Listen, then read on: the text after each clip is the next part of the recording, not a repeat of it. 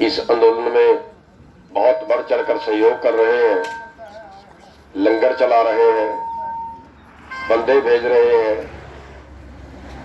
खर्चे की भी सेवा कर रहे हैं। आप सभी के अति आभारी है। और सवाल हमारे रोजगार का है। हमने अपना रोजगार बचाना है। हमारे पास दो चीज है, एक हमारी फसल और दूसरा हमारी मजदूरी। आज ना तो हमारी फसल का भाव है जो न्यूनतम है, कम से कम है, उससे भी एक साल में 3 से 4 लाख करोड़ रुपया कम हमारी जेब में जा रहा है। पूरे देश का हिसाब लगाए केवल 23 फसलों। और जो मजदूरी है, जो नए बच्चे हैं शहर में काम करने के लिए जा रहे हैं, उनका 6,000, 7,000, 8,000 रुपए मिल रहा है।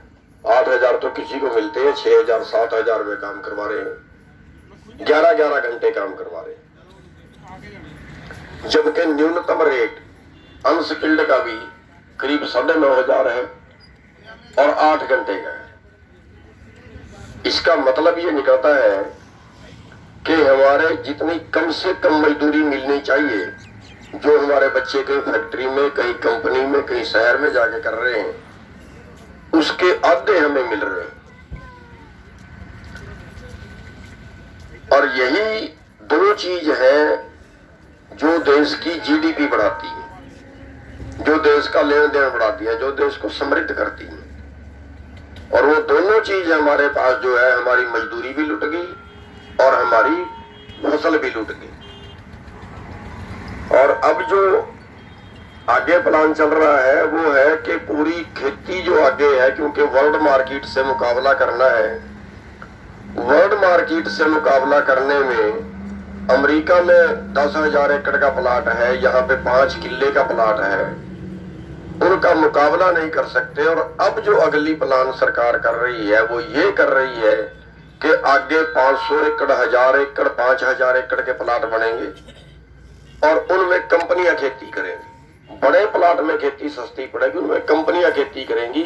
अगली प्लान ये आ गई। जिन भाइयों को पीले कार्ड पे अनाज मिलता है उनके लिए अगली स्कीम ये आ रही है कि उनको अनाज ना दिया जाए, उनको नगद सब्सिडी जैसे सिलेंडर पे देते हैं, नगद उनको पैसा दे दिया जाए। और इससे सरकार को 30 से 35,000 करोड़ की बचत होगी। यानी पीले कार्ड वालों के ऊपर 30 से 35,000 करोड़ का लोन और पड़ेगा। क्योंकि अगर अप्रैल में गेहूं सरकार ने रखी और अगले साल के फरवरी में जाके दी, तो वो जो बीच के खर्चे पड़े वो या उसका रेट बढ़ा, तो वो अब मजदूरों को खुद सहन करना पड़ेगा। अगली प्लानिंग ये आ रही है। यानी पूरे देश का जो कारोबार है वो सारा कंपनियों को जा रहा है, आप केवल मजदूर होंगे।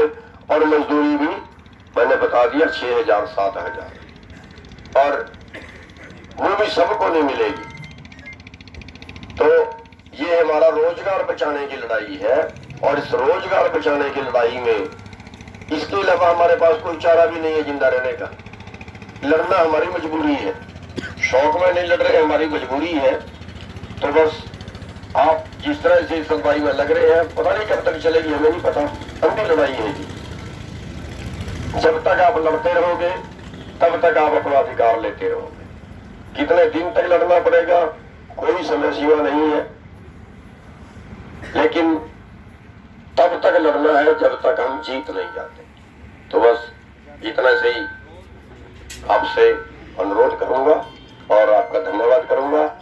और लंगर आपने बहुत बढ़िया सिखाया, टॉप, आपका बहुत बहुत धन्यवाद। बहुत बहुत धन्यवाद जी।